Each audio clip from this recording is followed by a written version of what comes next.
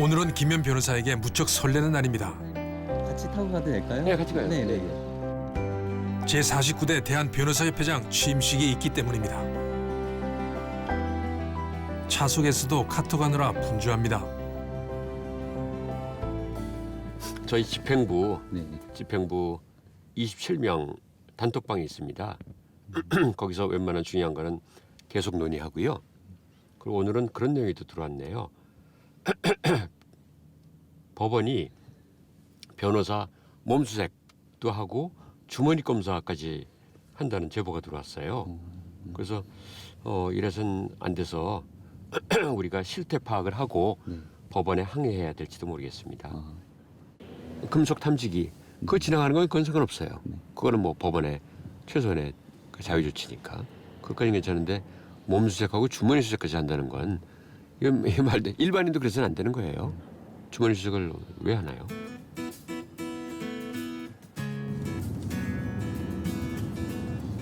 변호사님 오늘 아침은 좀 남다르시겠어요? 네, 그렇습니다. 맞습니다. 대한변협이 국민들이 대한변협에 거는 기대도 굉장히 크고요. 그리고 대한변협이 지금 역사가 저희가 53년에 세워져서 64년 됐는데요. 국민들한테 사랑받는 그런 대한변협을 꼭 만들리라 이렇게 생각해 봅니다.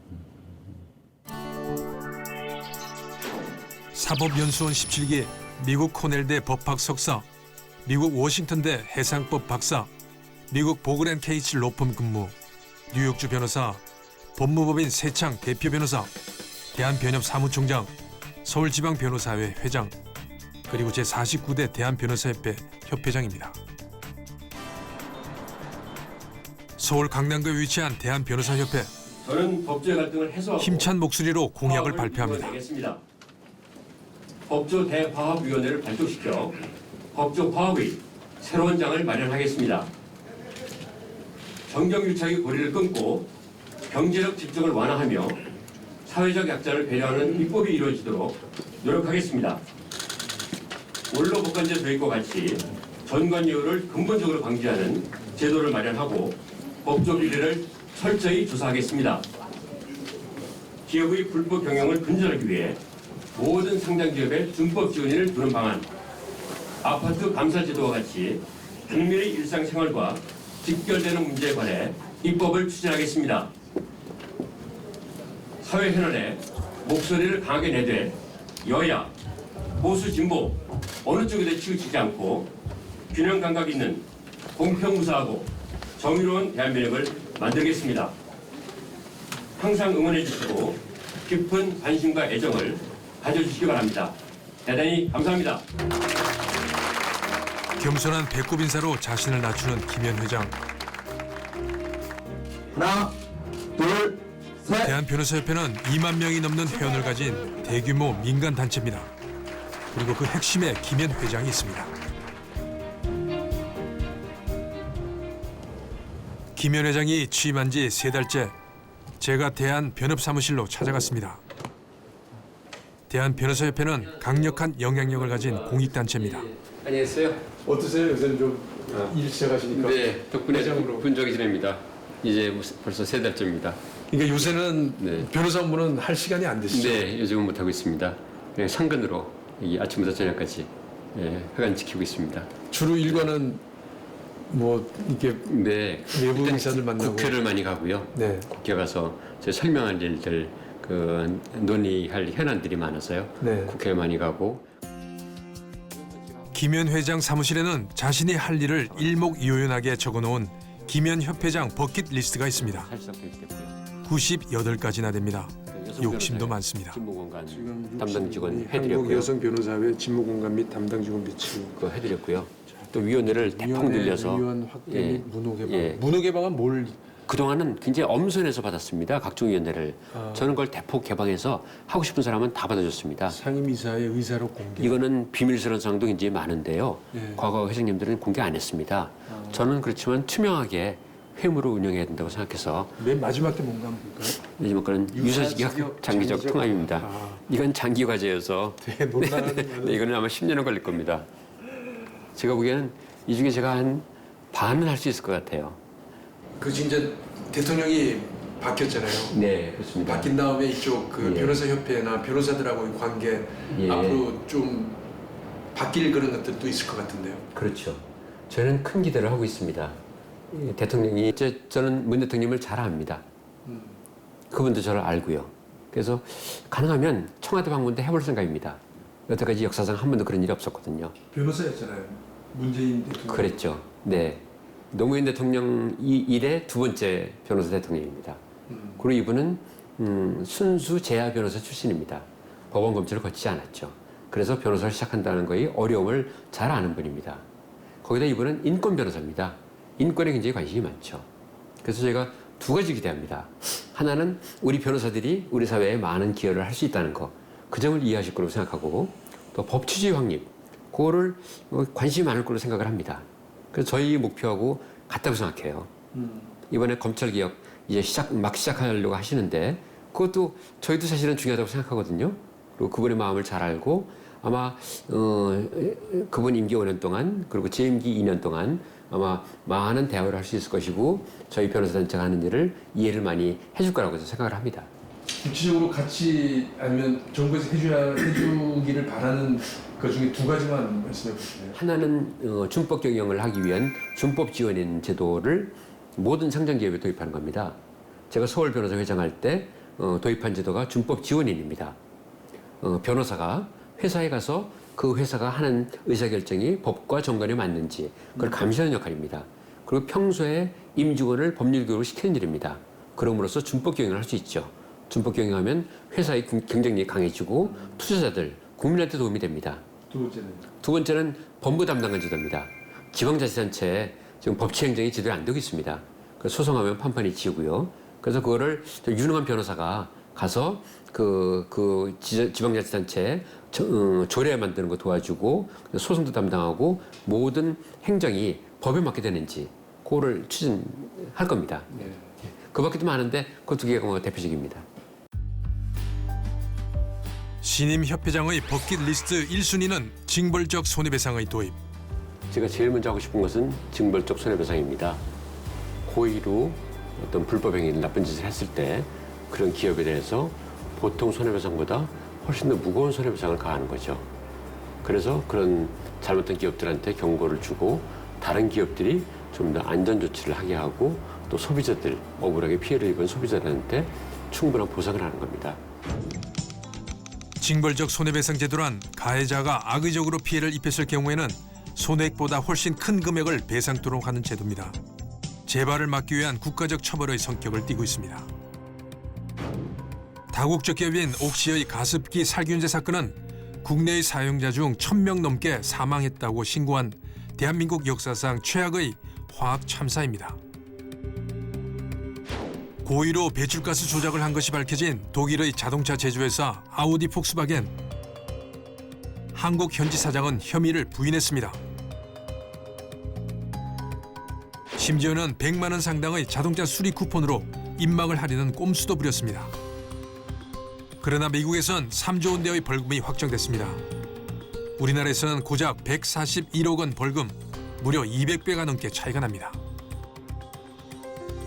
어린이 사망 사고가 발생한 세계적 가구 회사 이케아는 미국에서 5천만 불, 우리 돈 600억 원의 배상금을 물었지만 우리나라에서는 같은 제품을 계속 팔겠다고 발표했습니다.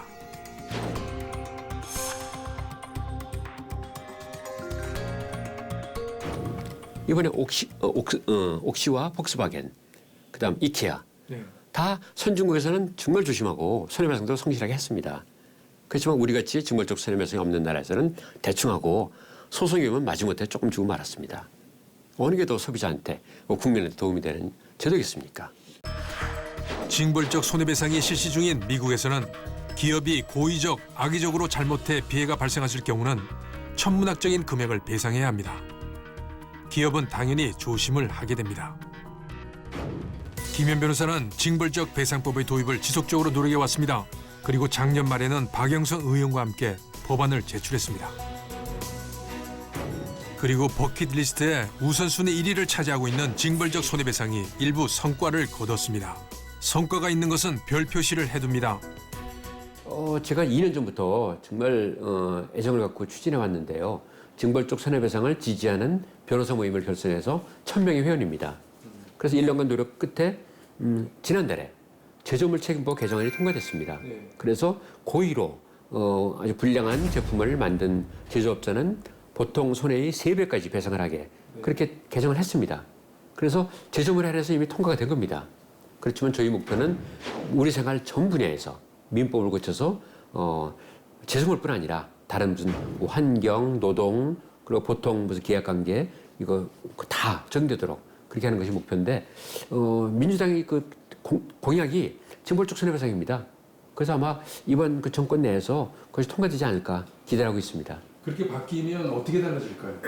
그러면은 기업이나 이런 데서 그러면 이렇게 되죠. 기업이 좀 더 조심하게 됩니다. 안전에 신경을 쓰게 됩니다. 여태까지는 대충 만들다가 사고 나면은 그 사람 조금 손해배상해주면 됐거든요. 그렇지만 앞으로는 3배입니다. 그건 다르거든요. 그러면 안전에 이제 신경 쓰게 되죠. 세월호 사태 같은 것도 일어나지 않을 가능성이 높죠. 미리 철저히 검토하겠죠. 아마 안전한 사회가 될 겁니다. 김현 회장은 머리가 무척이나 좋습니다. 아 그렇죠. 그리고 따뜻합니다. 손해 보이는 두 눈에는 시대를 읽는 감각이 숨어 있습니다. 네. 왜냐하면 자기 아는 사람들이 사건을 보내는데 이런 김 회장의 독특한 행동과 사고 배경에는 아버지의 영향이 큽니다. 그에게 아버지는 집에서는 따뜻했고 밖에서는 시대를 고민하는 이성적인 행동인으로 가슴에 남아 있습니다.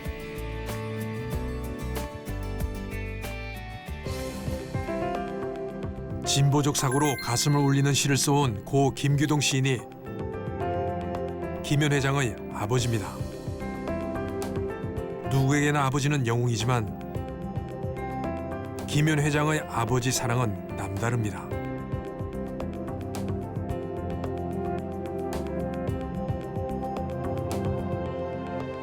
저희 아버지 평이 그 시대를 배반하지 않은 작가셨거든요. 예. 그래서 저도 시대를 배반하지 않은 법률가가 되고 싶습니다. 아버님에 대한 그게 예. 남다르시죠. 그렇죠. 저는 뭐 아버님이 아버지가 어떤 분 네, 저희 아버지는 정직한 시인이었습니다. 그러니까 옳은 길로 걸어가되 그 시대가 요구하는 일을 해야 된다 그런 뜻입니다. 그러니까 단순히 제 하는 일 해성법 변호사 그 일만 해갖고는 안 되겠구나. 우리 법조 전체를 생각하고 국민들한테 도움이 되는 그런 세상에 도움이 되는 사람이 돼야 되겠구나 그런 생각을 합니다. 또 한편 아버지 보면은 돌아갔을 때 무려 수백 명의 문인들이 와서 아버지를 조문했거든요. 그때 보면은 아 아버지가 평소에 좋은 일을 많이 하셨고 후배들을 이제 사랑하셨구나 그걸 느낍니다. 저도 그 젊은 후배들한테 잘하고 그 사람들한테 덕을 많이 베풀어야 되겠구나 그런 생각을 합니다. 아버지 김규동 시인의 하나의 세상이라는 시입니다. 젊어서는 발레리도 읽고 릴케와 에세닌도 애독했으나 정신 분석이니 시르 레알리즘 선언 따위도 흥미로웠으나 지금은 쌀을 안 치고 불을 켜 군말 없이 밥 짓는 일에 애정을 바친다. 그리고 생각한다. 고문과 분신과 한 맺힌 싸움으로 막내 아이보다 어린 젊은 것들이 죽고 국토의 분단은 그대로인 채 장차 무슨 일이 벌어질지 알 수 없는 나날 속에서 시인은 무엇을 해야 할까를 곰곰 생각해 본다. 자신의 변호사 사무실에 있던 아버지의 작품들을 협회장 집무실로 그대로 옮겨왔습니다. 쓰시고 그래서 세상에 있던 걸 그대로 옮겨놨어요. 이거 그림도 아버지 그리시고 아버지 시를 본인 친필로 쓰신 거고요. 아, 이 그림도 잘 그리세요. 그림 잘 그리세요. 아버지는 굉장히 좀 다빈치 같은 분이었습니다. 네, 그림, 재주가 많으셨어요. 그림도 두만강에 두고 온 작은 배. 평소에 그림 즐겨 그리셨고요. 이런 건 놀랍지 않습니까? 이런 건 아버지가 제재소 가서 목재를 삽니다. 그래서 톱으로 잘라서 이거 대패로 매끈하게 한 다음 글씨를 쓴 다음 그걸 조각을 하는 겁니다.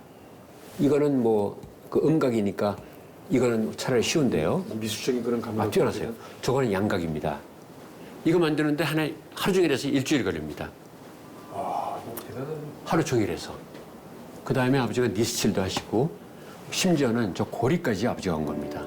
사실에 근거하여 진리를 탐구한다는 실사구 시는 김 회장이 가장 아끼는 아버지의 작품입니다. 어려서부터 보통 이렇게 쉽지가 않은데. 쉽지 않습니다. 그런 재주가 있으니까 이걸 100점 넘게 만드셨어요. 그래서 미술관에서 전시회도 하셨죠. 저는 이런 재주는 꿈에도 배우지 못했고요.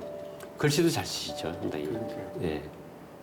내용 얼마나 좋습니까? 신재 덕불고, 민노라 덕이 외롭지 않음을 논어에 나오는 유명한 말이죠. 그 지금 사법 제도 자체가 사실 뭐 그 국민들로부터 전폭적인 신뢰를 받은 적이 그렇게 많지는 않은 것 같은데 어떻게 네. 생각하십니까? 어느 정도 신뢰를 받고 있다고 생각하세요? 우리나라의 그 경제 규모에 비해서 사실 사법 신뢰도가 좀 높진 않죠. 예. 그러니까 여러 가지 원인이 있는데요. 네. 한 가지는 우리 국민의 좀 근본적인 좀 어떻게 보면 법치주의가 좀 정착되지 않은 점, 그 점이 있습니다. 그 나라 전체의 문제점이죠. 예. 두 번째로는 그 법원 검찰이 그동안 조금 좀 일은 열심히 했지만 좀 세세하게 국민들을 보듬는데 좀 성공하지 못한 점. 또 우리 변호사들을 반성하면은 변호사들이 지나치게 돈벌이에 많이 치중한 나머지 공익 활동을 좀 덜 열심히 한 점. 그런 것들이 복합적으로 해서 좀 사법 신뢰도가 좀 낮아진 것 같고요. 대부분의 법조인들은 열심히 합니다만 최근에 특히 뭐 우병우, 뭐 진경준 이런 분들이 자기 시대 정신에 맞는 법조인이 되어야 되는데 그 사명을 망각하고 그 출세와 권력만 쫓는 나머지 좀 국민과 괴리된 그런 것들이 우리 국민들의 그 사법 신뢰에 대한 그 저하를 가져오지 않았나 그렇게 생각합니다. 지금 말씀하셨는데 법조인의 시대 정신이 어떤 거라고 생각하세요? 결국은 국민과 함께 가는 겁니다. 나만 생각하지 말고 우리 직업만 생각하지 말고 저는 우리 변호사들이 존경받은 때가 딱 두 번이라고 생각합니다. 한 번은 일제시대 때 우리 선배 변호사들이 그 독립투사들을 무료 변론해서 국민의 찬사를 받았습니다. 그리고 군사독재 시절에 그때 우리 변호사들이 용감하게 구속도 되면서 군사독재 항거에서 국민들의 찬사를 받았습니다. 그 두 번인데 최근엔 저희 후배들이 그 자랑스러운 선배들만큼 못하고 있습니다. 그래서 제 목표는 그 2년간, 제 임기 2년 동안 최대한 좀 국민들을 위한 일을 많이 해서 옛날에 그 존경받던 시절에 조금이라도 가까이 가고 싶은 것이 제 희망입니다. 그럼 지금 시대가 일제 시대도 아니고요. 그다음에 네, 또 예. 뭐 유신 이런 시대도 아닌데 네. 존경받기 위해서는 어떤 변호사가 돼야지 되는 겁니까? 좀 더 구체적으로. 네. 현실로 돌아가서 첫째는 유능하고 실력 있는 변호사가 돼야 되죠. 엉터리 변호사는 안 됩니다. 의뢰인을 도와서 네. 의뢰인 회사면은 적절한 자문을 잘하고 미래를 제시해서 그에서 발전하게 하고 네. 의뢰인이 개인이면은 그 의뢰인이 빠진 어려움을 현명하게 비용을 최소한으로 해서 도와주고 그런 실력 있고 유능한 변호사가 돼야 됩니다. 두 번째로는 정의감이 있고 민권의식이 강한 변호사가 돼야 됩니다. 변호사의 사명은 인권을 옹호하고 정의를 지키는 겁니다. 그거는 저희들만이 할 수 있습니다. 그 두 가지 꼭 해야 된다고 생각하고요. 나아가서 세 번째로 미래를 볼 수 있어야 됩니다. 미래를 보고 비전을 제시하고 우리나라가 국제 경쟁력 가지고 한 단계 나아가는 그런 데 도움이 되는 변호사래야 존경받는다고 생각합니다. 실제로 그 국민들 의뢰를 하는 사람들하고의 관계는 어때야 되는 겁니까? 저는 미국에서 5년간 유학하면서 미국 로펌에서 근무할 기회가 있었습니다. 그때 미국 변호사들의 투철한 서비스 마인드를 배울 수 있었습니다. 돌아와서 정말 의뢰인 일을 제 일처럼 생각하면서 1988년 이후에 29년간 변호사 개업을 해왔습니다. 그러니까 의뢰인들이 좋아하시더라고요. 결국은 의뢰인 일을 자기 일처럼 생각하는 것, 그것이 제일 중요합니다. 저는 법무부인 세창을 이끌면서 법무법인에는 사명이 있습니다. 적극적이고 친절 정확한 신속한 법률 서비스로 의뢰인을 행복하는 미래의 동반자, 그것이 변호사의 할 일이라고 생각합니다. 적극적으로, 그러니까 소극적으로 생각하지 말고 그 다음에 신속하게, 그러니까 정말 열심히 해야 되거든요. 부지런해야 되죠. 회장님들의 사진이 여기 있어요. 대한변협 대회의실에는 역대 협회장들의 사진이 전시돼 있습니다. 네, 역대 회장님들입니다. 48명이죠. 제가 이제 퇴임하면은 여기에 걸리게 되는데요. 여기. 그래서 이거 볼 때마다 또 훌륭한 협회장님들이 많으시거든요. 예. 그래서 이분들처럼 돼야 되겠다. 예. 이분들이 간 길을 따라가야 되겠다. 그런 생각 많이 합니다. 제가 특히 존경하는 분들이 뭐 여러 분 계신데요. 또 이진강 협회장님은 제가 2007년에 사무총장으로 모셨던 분이고요. 예. 그리고 최근에 언론에 많이 났던 김평우 회장님 여기 45대시고요. 또 신영무 회장님은 본부의 세종을 설립한 설립자시고요. 그리고 최근에 유철환 회장님 직전 하청 회장님이시고요. 제가 한 분을 보여드리면 여기 박승서 회장님 이분은 89년. 예, 이분은 검찰 출신이신데 지금도 살아계시고 89세십니다. 아직까지도 왕성하게 활동해 계시고 항상 양복을 깔끔하게 조끼까지 그렇게 앉아 계시고 법무장관을 지휘받으셨는데 회장 마치고 변호표증이 훨씬 높을 자리인데 무슨 법무장관이냐 그리고 호통을 치면서 그걸 고소하셨습니다. 검사 출신인데요. 네, 멋지죠. 저도 그렇게 할 겁니다. 네. 예, 그리고 특히 존경하는 한 분. 이병린. 예, 이분은 군사 독재 함구하다가 구속까지 되셨습니다. 2번 회장을 하셨는데 그래서 강직한 성품으로 우리 후배들의 존경을 받으시죠. 김현 신임 대한변협회장은 업무를 시작한 지난 3개월 동안 많은 일들을 부지런히 했습니다. 소비자 보호 강화를 위한 포괄적 집단 소송법 제정을 위한 노력, 법조 대화합 신고센터 신설, 기업의 준법 지원인 제도 활성화,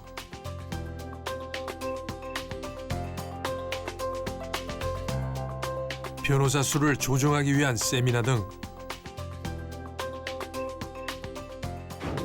최근에는 법조 브로커 근절을 위해 대한변협이 믿을 수 있는 변호사를 소개하는 변호사 중개센터도 설립했습니다.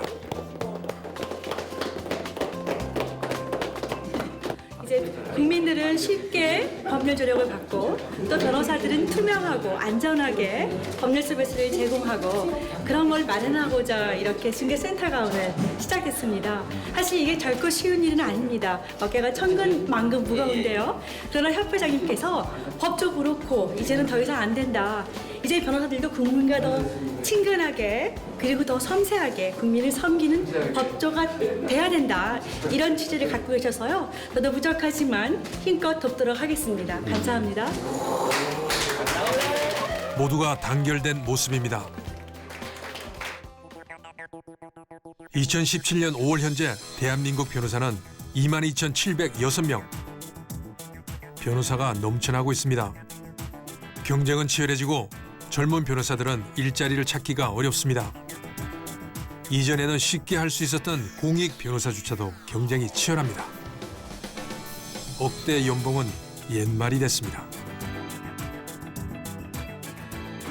2008년에 10,000명이던 변호사 수가 2017년에는 20,000명이 넘었습니다. 1인당 월 평균 수임 건수가 2건도 안 됩니다. 수임료도 건당 100만 원대로 하락했습니다. 그나마 3,400명 정도는 일도 없습니다. 변호사들이 우울해졌습니다. 이제 젊은 변호사들 네. 일자리 문제가 네. 굉장히 중요하잖아요. 네, 그렇습니다. 뭐 좀 달라질 것 같습니까? 어떻습니까? 지금 작년에 1,800명의 변호사가 배출됐습니다. 네. 100년간 10,000명의 변호사가 배출됐는데 최근 7년간 어느덧 10,000명이 배출됐습니다. 그래서 시장이 거의 흡수를 못합니다. 그래서 많은 젊은 변호사들이 취업을 못하고 취업하더라도 아주 낮은 급여, 열정 페이에 허덕이고 있습니다. 그래서 굉장히 심각합니다. 이 변호사를 줄이지 않으면 거의 시장이 파탄 지경에 이르릅니다. 그래서 저는 지금 로스쿨 정원이 2,000명인데 그걸 1,500으로 줄이고 합격자 1,500인데 그걸 1,000명으로 줄이는 그런 작업을 시작할 겁니다. 로스쿨과 대화를 할 것이고 그리고 대한변협이 가지고 있는 로스쿨 평가위원회 그걸 강력하게 가동해서 학사 비리 그리고 입학 비리가 있는 로스쿨에 대해서는 페널티를 가할 겁니다. 정원을 줄일 겁니다. 그리고 지금 결혼 보충제라고 자퇴하는 사람들이 있으면은 그걸 놔둬야 되는데 그거를 그 다음에 슬쩍 이렇게 보충을 합니다. 그건 좀 바람직하지 않다고 생각해요. 그 결혼 보충하지 못하게 해야 스스로 로스쿨의 경쟁력을 키우고 그리고 정원을 자연스럽게 줄일 수 있는데 그걸 계속 채워주니까 참 힘든 겁니다. 그래서 예.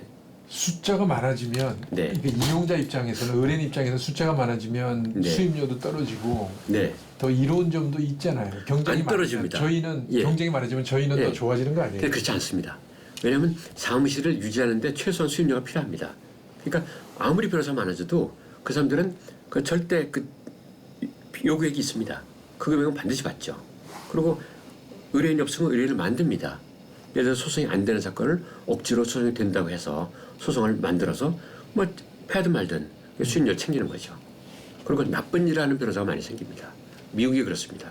미국이 변호사 너무 많으니까 마피아 변호사, 마피아를 위해서 일하는 변호사들이 많습니다. 그리고 나쁜 조직을 위해서 일하는 그런 변호사가 생기면 그건 사회적으로 아주 나쁜 효과가 있습니다. 굶주린 변호사는 사자보다 더 무섭다는 말이 있습니다. 지금도 변호사들 중에 징계를 받는 변호사, 형사재판을 받는 변호사가 많이 나타나고 있습니다. 과거엔 그렇지 않았거든요. 그래서 지금 혼탁한 현상이 나타나기 시작합니다. 그 피해는 고스란히 국민이 보거든요. 그래서 그리고 먹고 살기 힘들어서는 제대로 된 변론, 성실한 변론을 할 수가 없습니다.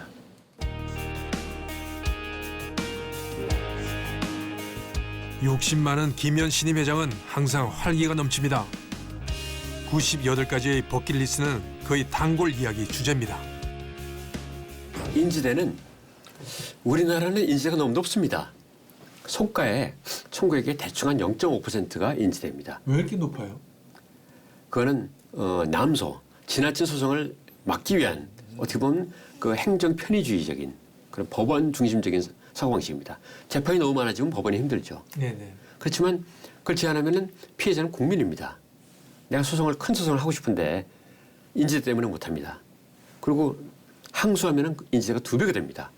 1% 거의. 그다음 상고하면 3배, 1.5%가 됩니다. 예를 들어서 100억짜리 소송이면 1심에서 5천만 원, 2심에는 1억 원, 3심에는 1억 5천이 됩니다.